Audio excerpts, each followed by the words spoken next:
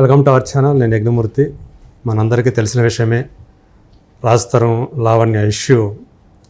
గత 2 వారాల పైనుంచే వార్తలు నలుగుతూ ఉంది.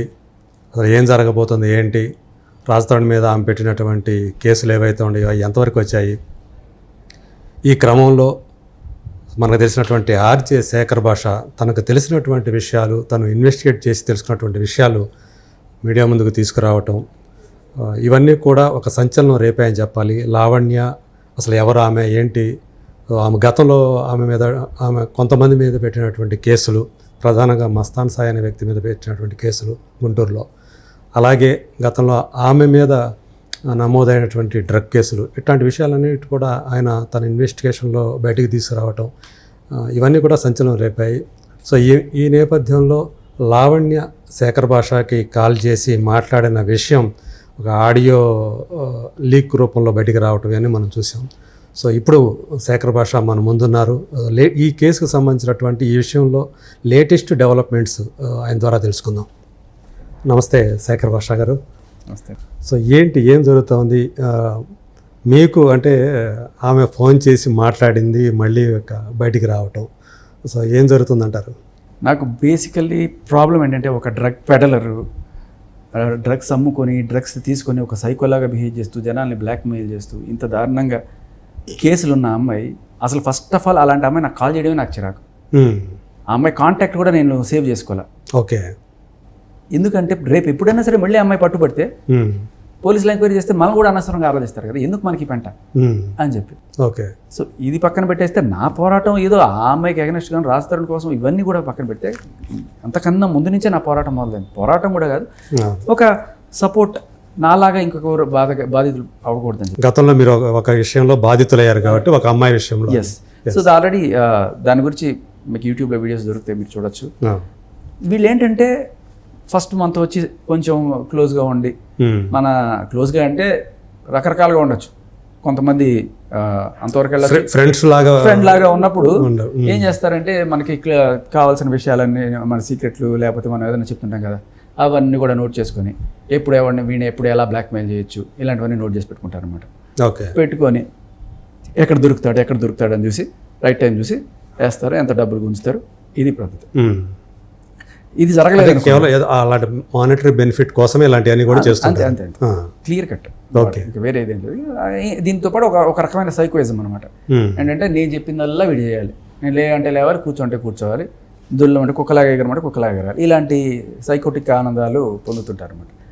అయితే నా విషయంలో అంటే అది కూడా జరగలేదు అనుకోండి, వాళ్ళకి ఏమీ దొరకలేదు అన్నప్పుడు ఏం చేస్తారంటే, ఇంకా రకరకాలుగా సూసైడ్ డ్రామాలు ఆడి ఎమోషనల్గా వెయిట్ చేసి, తర్వాత అప్పటికీ దొరకలేదు అనుకోండి, ఏదో బట్టలు అంటే సొసైటీలో ఒక సానుభూతి సంపాదించి ఆ రకంగా సొసైటీలో మన సానుభూతి సంపాదించుకుంటారు ఫస్ట్. అయ్యో చచ్చిపోతుంది, మనం ఏమైనా చేయాలి, మనం అంటే పడి చచ్చిపోతుంది అని చెప్పి.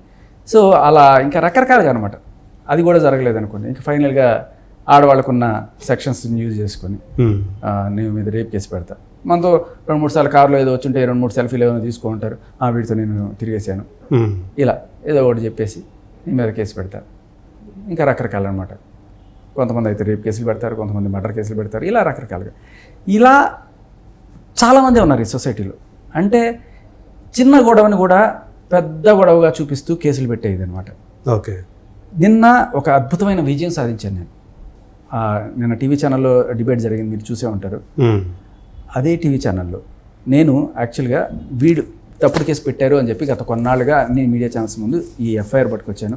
అమ్మాయి స్వహస్తాలతో రాసిన కంప్లైంట్ అని చెప్పాను. మీరు చెప్తుంది గుంటూరు విషయం. గుంటూరు పట్టాభిపురంలో ఈ అమ్మాయి లావణ్య అనే అమ్మాయి మస్తాన్ సాయి పెట్టిన కేసు గత సంవత్సరం పైన అయింది, ఏప్రిల్లో పెట్టి లాస్ట్ ఇయర్. ఏం కేసు?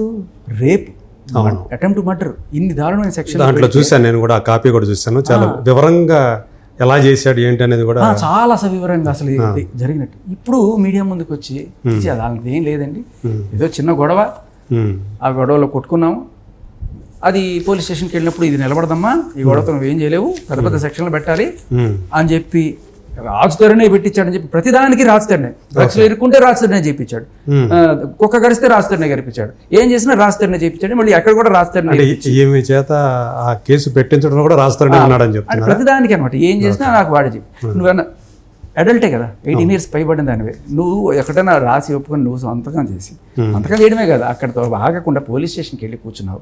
అప్పుడు నీ పక్కన రాస్తారని లేడు, సంతకం పెట్టిన రాస్తారని లేడు. వీళ్ళు ఏం చెప్తారు తెలివిగా, ఎవడో ఒక లాయరు, ఆ లాయర్కి వకాలతా ఇచ్చి అక్కడికి పంపించి ఇలా ఇంక ఏవో సంబంధం లేను అనమాట. లాయర్ తెలివితేటలు ఉంటాయి చూసారా, ఆ టైంలో నేను అక్కడ లేను, హాస్పిటల్లో ఉన్నాను, ఇదిగోండి వెడ్డింగ్ కార్డ్ చూడండి. ఈ వెడ్డింగ్ కార్డ్ ఎవడైనా కొట్టించుకోవచ్చు, ఒక ప్రింటింగ్ ప్రెస్కి పోయి వెడ్డింగ్ కార్డు ఇప్పుడైనా కొట్టించుకోవచ్చు, దాని మీద మన పేరు కూడా రాసుకోవచ్చు. లేదు పాత వెడ్డింగ్ కార్డు ఉందనుకోండి, జస్ట్ తరుణ్ అని రాసాడు అనుకోండి, దాని ముందు మిస్టర్ అండ్ మిసెస్ అని యాడ్ చేయడం ఎంతసేపు. ఇవి ఏమన్నా చేయొచ్చు. వాటిని కోర్టు జనాలు ఎంతవరకు నమ్ముతారు అనేది వాళ్ళ ఇష్టం. జనాలు నేను అడిగేది ఏంటంటే నిలదీయాలి. ఇది అవును, ఇప్పుడు మీరు చూపించినంత మాత్రాన ఇప్పుడు ఆ టీవీ ఛానల్లో చూపించారు, ఇదిగోండి వెడ్డింగ్ కార్డ్ చూపించాగానే డౌట్ రావాలి కదా, ఏమండి వెడ్డింగ్ కార్డ్ ఎవడైనా కొడతాడు కదా అని అడగాలి కదా. అడగడు, నన్ను అడగనివ్వడు. బేసికల్ అదే ప్రాబ్లం అనమాట. ఓకే, అప్పుడు పిలిచి నన్ను కూర్చోబెట్టి వాళ్ళ టీవీ ఛానల్ చూపించడానికి నన్ను పిలిచి కూర్చోబెట్టింది, ప్రశ్నలు అడుగుతున్నాను అనేది వాళ్ళకి ప్రాబ్లం. ఆ అమ్మాయి ప్రాబ్లం బేసికల్లీ నేను క్వశ్చన్స్ అడగద్దు. అసలు మీరు ఎందుకు ఇంటర్ఫీర్ అయ్యారు మా విషయంలో? నేను కాకపోతే ఇప్పుడు నేను కాకపోతే ఒక 10 మంది 15 మంది ఆల్రెడీ అడుగుతున్నారు, ఏంటమ్మా ఇది ఎందుకు, ఏంటమ్మా ఇది అని చెప్పి. కొంతమంది నేను ఒక్కనే కదా, చాలా మంది అడుగుతున్నారు. ఎందుకంటే క్లియర్ కట్గా తప్పు తెలుస్తుంది. నేను ఈ ఎఫ్ఐఆర్ ఇది బయటికి తీసుకొచ్చిన తర్వాత ఇంకా కంప్లీట్ యూటర్న్ తీసుకుంది. మీరు కింద కామెంట్స్ చూడండి, అక్కడ వాళ్ళే పోల్ పెట్టారు. పోల్ పెడితే 70% శేఖర్ భాష ఇస్ రైట్ అని చెప్పొచ్చింది వాళ్ళ ఛానల్లోనే. ఏ ఛానల్ అయితే ఈ అమ్మాయి ఆత్మహత్య చేసుకోగానే పక్కనే అక్కడి నుంచి కెమెరా వెళ్ళిపోతుంది, అక్కడ అమ్మాయి ఉన్నట్టు. ఏం జరిగినా ఫస్ట్ నుంచి ఈ అమ్మాయికి ఫుల్ అండదండ ఇచ్చిన ఛానల్, మరి ఆ ఛానల్ పోల్ పెడితే అలా వచ్చింది. మరి ఓకే, ఇక్కడ పాయింట్ చాలా చాలా చాలా మనం అందరం గమనించాల్సిన పాయింట్, అబ్బాయిలు ఎస్పెషల్లీ గమనించాల్సిన పాయింట్ గుర్తుపెట్టుకోండి. మస్తాన్ సాయి పూర్వాశ్రమంలో ఏదో డ్రగ్స్ చేస్తున్నాడని ఒక కేసు ఉండొచ్చు, అది కూడా పెడ్లర్ కాదు, ఏదో కన్జ్యూమ్ చేసినట్టు. అది కూడా ఇప్పుడు ఈ ఉనిత్ రెడ్డి అనేవాడు ఈఎంఐకి అలవాటు చేస్తే ఈఎంఐ మస్తాన్ రెడ్డికి ఏదో ఒక మూమెంట్లో అలవాటు చేసింది అనేది మనకు అర్థమవుతుంది. అయితే సరే అలవాటు చేసింది, తర్వాత ఏదో అయింది. పాయింట్ ఏంటంటే వీళ్ళిద్దరు డ్రగ్స్ తీసుకొని కొట్టుకున్నారు, లేకపోతే ఈఎంఐ బూతులు మామూలుగా కాదు, ఆయన అది కూడా ఒప్పుకున్నారు సభాముఖంగా. వాళ్ళు బూతులు వీళ్ళకి నార్మల్, పచ్చి బూతులు మాట్లాడుకుంటుంటారు. ఇలా పచ్చి బూతులు మాట్లాడుకున్నప్పుడు ఆ అబ్బాయిని ఏదో వాళ్ళ అమ్మని ఏదో తిట్టుంటే మరి అమ్మని తిట్టే ఎవరికైనా కోపం రాదండి. వేరే వాళ్ళ అమ్మని తిడితేనే మనకు కోపం వస్తుంది, సొంతగా వాళ్ళ అమ్మని తిడితే కోపం రాదా? అలా ఏదో మూమెంట్లో కోపం వచ్చి ఉంటుంది, కొట్టుంటాడు. ఈఎంఐ తిరగబడి ఉంటుంది, 4 కొట్టుకున్నారు, అయ్యింది. నన్నే కొడతావా, నేనేంటో చూపిస్తా, మహిళా పవర్ అంటే ఏంటో చూపిస్తా. మహిళకి చట్టంలో ఉన్న వెసులుబాట్లు యూజ్ చేసుకొని పోయి ఆ అబ్బాయి మీద రేపు ఇవన్నీ పెట్టింది. కట్ చేస్తే ఆ అబ్బాయి నేను కనుక్కుంటే తెలిసింది ఏంటంటే అబ్బాయి ఒక ఐఐటి గ్రాడ్యుయేట్. ఐఐటి మామూలు ఏదో చోట మొట్ట ఇంజనీర్ కాదు, అదే ఐఐటి గ్రాడ్యుయేట్. అతను ఒక ఫర్మ్ పెట్టుకొని ఏదో సాఫ్ట్వేర్ చేస్తున్నట్టున్నాడు. అంత ఉండి సరే ఏదో కక్కుర్తి పడ్డాడో లేకపోతే ఏదో ఈ అమ్మాయితో కొంత పరిచయం డ్రగ్ ఏదో, బట్ అది వేరే కేసు. కానీ ఈ కేసు చూడండి క్లియర్ కట్గా ఆ అమ్మాయి సభముఖం అవుతుంది, నేను ఏదో చిన్న గొడవ కొట్టుకున్నది దాన్ని పెద్దది చేయాలి అని చెప్పి ఈ 376 ఇవన్నీ పట్టాయి. మళ్ళీ అక్కడ దానికి కూడా కవరింగ్, ఇది నా రైటింగ్ కాదు, ఇదిగో వెడ్డింగ్ కార్డు, ఇదిగో మా వీడియో, ఇలాంటి ఏది జరిగినా ఫైనల్గా అబ్బాయి మీద కేసు పడింది.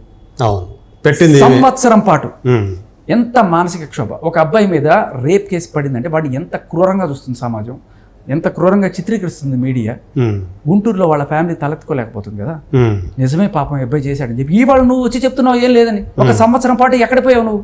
ఎంత నరకం అనుభవించుంటాడు అబ్బాయి, ఎంత నష్టం. ఆ అబ్బాయి అమెరికాకి పోవాలంటే కూడా లుక్అవుట్ నోటీస్, బయటికి పోవడానికి లేదు. నేను జరిగేది ఇప్పుడు రాజ్ తరుణ్ గురించి ప్రశ్నించట్లా, ఇవాళ నేను మస్తాన్ సాయి గురించి ప్రశ్నిస్తున్నాను. మస్తాన్ సాయి జరిగినటువంటి లిటరల్లీ నువ్వు ఇవాళ వచ్చి సంవత్సరం 3 నెలల తర్వాత వచ్చి నేను చేసింది తప్పే, లేకపోతే మేము తప్పుడు కేసు పెట్టాము అని చెప్పి ఎలా ఒప్పుకుంటావు? అది కూడా మళ్ళీ ఎక్కడ మేము చేసామని చెప్పి క్లియర్గా నువ్వు సంతకం పెట్టి మళ్ళీ ఇది నాకు కాదనడానికి లేదు. ఎందుకంటే రాజ్ తరుణ్ కేసులో ఎఫ్ఐఆర్లో రాజ్ తరుణ్ నార్సింగి పోలీస్ స్టేషన్లో ఆవిడ ఇచ్చిన కంప్లైంట్లో ఆవిడ పెట్టిన సంతకం ఈ సంతకం క్లియర్ కట్గా మ్యాచ్ అవుతున్నాయి. ఇవి 2 పబ్లిక్ డొమైన్లో అవైలబుల్ ఉన్నాయి, మీరు చూసుకోవచ్చు. సేమ్ సంతకం ఇక్కడ కూడా. నాకేం తెలియదు, నేను పాపం ఎరగను, నేను పెట్టలేదు. ఆవిడకి తెలుసు, ఆవిడే పెట్టింది, ఆవిడే స్టేషన్కి వెళ్ళింది, ఇవన్నీ ఆవిడ ఒప్పుకుంది. కానీ ఆ రైటింగ్ అదే రైటింగ్ నీదో కాదో అది పక్కన పెడదాం. కేసు పెట్టావు, రాయించావేమో, నువ్వే పెట్టావు, నీ సంతకం నువ్వు పెట్టావు, నువ్వు వెళ్ళి కూర్చున్నావు. 1 సంవత్సరంన్నర పాటు ఒక అబ్బాయిని ఇంత తీవ్రంగా, ఇంత మానసిక క్షోభ, ఎంత చిన్న కేసు కాదు కదా అది, ఎంత ఆర్థికంగా ఎంత నష్టపోయింటాడు ఆ అబ్బాయి. దీనికి తోడు మనకు తెలిసిందే పోలీసులు కొంతమంది డబ్బులు కేసు తీయాలంటే. అండ్ దారుణం ఏంటంటే కనీసం ఛార్జ్ షీట్ కూడా కాలేదు ఆ కేసు. కానీ ఏమవుతుంది, మీడియాలో జరిగే రేపు జరుగుతుంది కదా అబ్బాయికి. అవును, ఇదే నేను చెప్పేది. జస్ట్ ఉన్నాయి కదా, వెళ్ళి ఎఫ్ఐఆర్ పెడితే పెట్టేయండి, పోలీసులు ఎఫ్ఐఆర్ పెట్టేస్తారు. అమ్మాయి అడగగానే పెట్టాడు 4 ఫోటోలు, కొట్టుకున్న ఫోటోలు అవి, దాన్ని పెట్టి రేపు మర్డర్ పెట్టేశారు. ఎంత నీచం అండి, ఎంత క్రూరం అండి. ఒక అబ్బాయికి ఇంత దారుణంగా అన్యాయం చేయొచ్చు అని చెప్పి ఇప్పుడు ప్రూవ్డ్ అనమాట. లాయర్ దిలీప్ శంకర్ గారితో పాటు వచ్చి మేము తప్పు చేశాం అని ఒప్పుకున్నట్టే కదా. సరే తప్పు చేయించారా, వాళ్ళు చేయించారా కాదు, మీరు ఏదైనా సరే మీ వల్ల జరిగిన దానికి ఒక అబ్బాయి 1.5 సంవత్సరం జీవితం మీరు తెచ్చివ్వగలరా? ఆ అబ్బాయి కుటుంబం పడుతున్న మానసిక క్షోభ మీరు తీర్చగలరా? ఈ వాడు వచ్చి మీరు కేసు వెనక్కి తీసుకొచ్చుకోవచ్చు. ఈ 1.5 సంవత్సరం ఎవడు తెచ్చిస్తాడు? వాడు కనుక పరువు నష్టం దావా వేస్తే 50 కోట్లు 100 కోట్లు అయ్యాలి. ఎందుకంటే ఐఐటి అబ్బాయి, వాడు ఎంత కెరీర్ ఉంటుంది, ఏమై ఉంటుంది, ఎంత నష్టపోయాడు ఆ అబ్బాయి. ఇప్పుడు ఈ అమ్మాయి ఏదైతే ఇప్పుడు చెప్తుందో, అది మేము తప్పుడు కేసు పెట్టామని ఏదంటుందో దానికి చట్టబద్ధత ఉంటుందా? ఈ రోజు మళ్ళీ ఆ అబ్బాయి మస్తాన్ సాయి అనే అబ్బాయి వచ్చి నా మీద ఈ రోజు అట్లా తప్పుడు కేసులు పెట్టింది, చాలా మానసిక గురి చేసింది అని చెప్పే అవకాశం ఉంటుంది. లాయర్ సాక్షిగా, ఒక యాక్టివిస్ట్ సాక్షిగా, ఆ టీవీ ఛానల్ మోడరేటర్ సాక్షిగా అంత ముందు చెప్పారు క్లియర్ కట్ గా. That it self is a proof. అబ్బాయికి బయటపడిపోయినట్టు అబ్బాయి. కానీ బయటపడిపోయిన సంతోషపడిపోవాల్సిన సమయం కాదు సార్. 1.5 సంవత్సరం పాటు వాడి జీవితం సంకనాగిపోయింది. ఎవడు తెచ్చిస్తాడు వాడి జీవితం? ఇదే నా పోరాటం. ఇలా ఎంతమంది అబ్బాయిల జీవితాలు సంకనాగిస్తున్నారు తెలుసా ఈ సెక్షన్లు పెట్టుకొని? ఎంతమంది అబ్బాయిలు జస్ట్ ఏదో చిన్న కూడా, నాకు చాక్లెట్ తెచ్చివ్వలేదు, నాకు బిస్కెట్ తెచ్చివ్వలేదు, లేకపోతే నాతో తన్నులు తెలియదు, నాతో తిట్లు తెలియదు, లేకపోతే నేను తిట్టినప్పుడు నువ్వు తిరగబడ్డావు. ఇలా చిన్న రీజన్స్ కూడా పెద్ద కేసులు పెట్టి వాళ్ళ ఈగో సాటిస్ఫాక్షన్ చేసుకోవడం కోసం మగవాళ్ళని 0.5 గాళ్ళని చేస్తున్నారు సార్. ఇది ఇవాళ మనం తిరగబడకపోతే ప్రతి ఒక్కడు కూడా ఇలాంటి సెక్షన్లు పడుతూనే ఉంటాయి. క్లియర్ కట్ గా ఇవాళ ఈయన మీద పెట్టింది, రేపు రాజధాని కేసు కూడా ఇంకోసారి ఇది తప్పుడు కేసు అండి, నా చేత వాడు పెట్టించాడు అనొచ్చు కదా. అదే నువ్వు యువర్ అన్ అడల్ట్, నువ్వు రాసింది ఏంటో చదువుకోలేవా? నీకు చదవచ్చు కదా. నువ్వు ఏం పెడుతున్నావో తెలీదా? ఒక మనిషి జీవితాన్ని నాశనం చేసింది కదా ఇది. సో ఇది విజయం. అట్లీస్ట్ వాళ్ళు సభాముఖంగా ఒప్పుకున్నారు. అండ్ ఇది తప్పుడు కేసు అని ఆ అమ్మాయి చెప్పిన మాట, this is a landmark victory for us. ఒక మేల్ యాక్టివిస్ట్ గా, ఒక మ్యానిస్ట్ గా నేను దీన్ని సాధించిన విజయంగా భావిస్తాను. ఖచ్చితంగా దీన్ని పరిగణలోకి తీసుకొని ఇక నుంచి పోలీసు వాళ్ళు ఎవరైనా సరే ఇలాంటి అమ్మాయిలు వచ్చి ఫాల్స్ కేసెస్ పెడుతుంటే పూర్వాపరాలు పరిశీలించకుండా ఇష్టం వచ్చినట్టు కేసులు పెట్టేస్తే తీసుకోకూడదు. సో ఇప్పుడు ఏదైతే రాజతరుణ్ కేసులో కూడా అంత ఈజీగా ఎఫ్ఐఆర్ ఎట్లా చేస్తారు సార్? ఇవన్నీ చూడకుండా చూస్తే జరగదు కదా. ఇప్పుడు రాజతరుణ్కి ఏం జరుగుతుంది? ఫస్ట్ మనం అందరం కూడా, నేను వచ్చేదాకా అందరూ మీడియా ఏం రాసేస్తారు? అయ్యో వాడు ఒక కామాంధుడు, ఒక క్రూరుడు, ఇవే కదా రాసింది. పాపం నిజం ఇలా తెలుస్తుంది, నిజం రివర్స్ లో ఉంది. అంటే అందరికీ అది ఒక షాకింగ్ న్యూస్. ఎందుకంటే రాజతరుణ్ గురించి తెలిసిన వాళ్ళు ఎవరైతే ఉన్నారో వాళ్ళు మామూలుగా ఆశ్చర్యపోవడం కాదు, ఒక దిగ్భ్రాంతికి గురైన సందర్భం అది. సో ఇలాంటి వాడి రాజతరుణ్ ఇలా ఎప్పుడు అనుకోలేదే, మనతో ఇప్పుడు దాకా మనకు పరిచయమైన దాంట్లో ఎప్పుడు ఈ యాంగిల్ మనకు కనిపించలేదే. చాలామంది చెప్పిన విషయాలు ఏంటంటే అసలు లావణ్య అనే పేరు కూడా మేము అసలు వినలేదు, అది నోటి వెంట ఎప్పుడు కూడా చెప్పినట్టుగా కూడా అని కూడా అతనితో కలిసి పనిచేసిన వాళ్ళు నా ఇంటర్వ్యూలో చెప్పినటువంటి విషయం. సో ఇది ఒక నిజంగా చెప్పాలంటే ఒక షాకింగ్ విషయం. సో ఇప్పుడు మీరు వచ్చారు, బయటకు వచ్చి చెప్తా ఉన్నారు కాబట్టి ఒకటి ఇట్లా బయటకు వస్తున్నాయి. ఇప్పుడు ఒక్కొక్కటి ఏదైనా కొంచెం టైం తీసుకుంటే నిజాలన్నీ కూడా బయటకు వస్తాయి అంటారు కదా, కాస్త వెయిట్ చేస్తే. సో అలా దీంట్లో కూడా మరి ఏం జరిగింది? ఈ ఒక్క అబ్బాయి జీవితం కాదు సార్, ఎంతమంది అబ్బాయిల జీవితాలతో ఆడుకొని ఉందో చెక్ చేయండి పోలీసులు. అదే స్టైల్లో ఇప్పుడు రాజతరుణ్ జీవితంతో కూడా ఆడుకుంటుంది కదా. చూడాలి కదా. మీరు ఇష్టం వచ్చినట్టు ఎఫ్ఐఆర్ పెట్టేస్తే ఇప్పుడు ఈ అబ్బాయికి ఎఫ్ఐఆర్ పెట్టేయడం వల్ల ఎంత లాస్ వచ్చిందో, ఇప్పుడు రాజతరుణ్ మీద పెట్టిన వల్ల ఎంత లాస్ వస్తుంది? ఎవరు పూడిస్తారు ఇది నష్టం? ఇదే నా పోరాటం, అంతే. రేపు మీకు జరిగిన వస్తాను సార్, రేపు మీకు జరిగిన వస్తాను, ఎవరికి వచ్చినా నేను పోరాడతాను, అంతే. ఓకే. అంటే ఇప్పుడు రాజతరుణ్ మీద ఏదైతే ఆమె పెట్టిందో ఇదంతా తప్పుడు కేసు కింద మీరు భావిస్తున్నారా? నేను ఖచ్చితంగా భావిస్తున్నాను సార్. ఎందుకంటే she has this habit of putting cases. 1 కాదు 2 కాదు, ఓకే, పెడుతూనే ఉంటుంది కేసులు పోయి. ఓకే. ఇదే అమ్మాయి ఇదే రాజతరుణ్ తీసుకెళ్లి షీ టీమ్స్ లో ఈ మస్తాన్ సాయి నాకు కావాలని చెప్పి పోరాటం చేసింది. ఇక్కడ పెట్టింటే గుంటూరులో పెట్టిన తర్వాత అక్కడ సరే టెస్ట్, ఈ ఎమ్మెల్సీ టెస్ట్ కూడా పోలా. అంటే రేపు జరిగింది అన్నావు కదా, టెస్ట్కి రామంటే టెస్ట్ కూడా పోలా. ఓకే. అక్కడ పోకుండా మళ్ళీ ఇక్కడికి వచ్చి ఇక్కడ మళ్ళీ రావాలన్నమాట. ఇక్కడ షీ టీమ్ కలిసారని చెప్పేసి మళ్ళీ అక్కడ కూడా కంప్లైంట్ ఇచ్చారని చెప్పారు. కంప్లైంట్ ఇచ్చేటప్పుడు కూడా తమాషా ఎంత చూడండి, రాజతరుణ్ పక్కన పెట్టుకొని ఇతను నా ఫ్రెండ్, ఇతను నాకు కావాలి అని. అంటే జస్ట్ ఇట్స్ లైక్ కేసులు, పోలీసు, మీడియా, ఈ 3 పేర్లు చెప్పి మనిషిని బెదిరించి, ఎస్పెషల్లీ మగాళ్ళని బెదిరించి, కేసులు, పోలీసు, మీడియా, మహిళ, నేను మహిళ అంటే ఇంకా అది వేరే రకంగా ఉంటుందని బెదిరించి మగాళ్ళ జీవితాలతో ఆటలాడుకునే ఇటువంటి వాళ్ళకి కొద్దిమంది కొద్దిమంది అంటే మనం ఆడవాళ్ళందరూ కూడా ఇలా తప్పు చేయకూడదు కాబట్టి ఇలాంటి వాళ్ళు కూడా తయారవుతున్నారు. సో ఇలాంటి వాళ్ళు సార్, ఇలాంటి వాళ్ళు 1% కూడా ఉండరు సార్. భారతదేశంలో 1% అంటే ఎంత? 150 కోట్లు వాళ్ళు చాలు. దీనికి జెండర్తో పని లేదు, అటు మగాళ్ళను ఉండొచ్చు, ఇటు ఆడవాళ్ళు. ఎవరు సార్ కేసులు తీసుకునేది? మగాళ్ళు బయటకు వచ్చి అరిస్తే ఎవరు సార్ మీడియా వచ్చేది? అది పాయింట్ అయితే అదే. మగాడు చేయాలనుకుంటే చేయలేడు, ఆడవాళ్ళు చేయాలనుకుంటే ఇలా ఇలా అంతే. అమ్మాయి అది కూడా చెప్పింది, నేను ఉమెన్ అని చిటికేసి మరి చెప్పింది, నా పవర్ ఏంటో చూపిస్తా. ఓకే, అమ్మాయి తంతుంది. ఆమె తరపు లాయర్ ఏదో ఒక వీడియో తీసుకొచ్చి బయట పెట్టారు, దాంట్లో రాజ్ తరుణ్ మాట్లాడిన మాటల్ని, అతను ఎంత దారుణమైనటువంటి మాట గమనించండి. దట్ ఈస్ వాళ్ళు ఒక డ్రామా ఏదో ప్లే చేసుకుంటున్నారు. అది బూతుల డ్రామా కావచ్చు, వాళ్ళు బూతుల పాటలు పాడుకుంటారు, బూతుల డ్రామాలు కావచ్చు. మీరు దాంట్లో క్లియర్గా గమనిస్తే ఆ అమ్మాయి ఆన్ ద స్పాట్ హీ అని అవుతుంది, అంటే మహానటి కావాలని ఆవిడ కోరిక అనుకుంటా బేసికల్లీ. అలా ఆవిడ నటు ఏనవుతుంది, కాసేపు ఏడుస్తుంది, కాసేపు నవ్వుతుంది, ఇలా చేస్తుంది. పర్ఫార్మెన్స్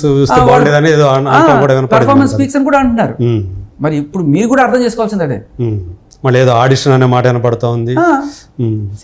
అక్కడ ఏదైతే వాళ్ళు గొడవ అనుకోవడానికి లేదు, అది దట్స్ ఎన్ ఆడిషన్. అది ఆయన ఎందుకు చూపించారంటే, ఒకటి వీళ్ళ ముగ్గురు మంచి స్నేహితులే, అండ్ ఇంకొకటి ఏంటంటే వీళ్ళకి బూతులు కామనే అనేది ఆయన ఎస్టాబ్లిష్ చేయాలనుకున్న లైన్. ఓకే, అది ఎందుకంటే నేను ఆవిడ బూతులు ప్రపంచానికి వినిపిస్తున్నానని, లేదంటే ఆయన తిడతాడు ఈవిడ తిడుతుంది అని చెప్పి.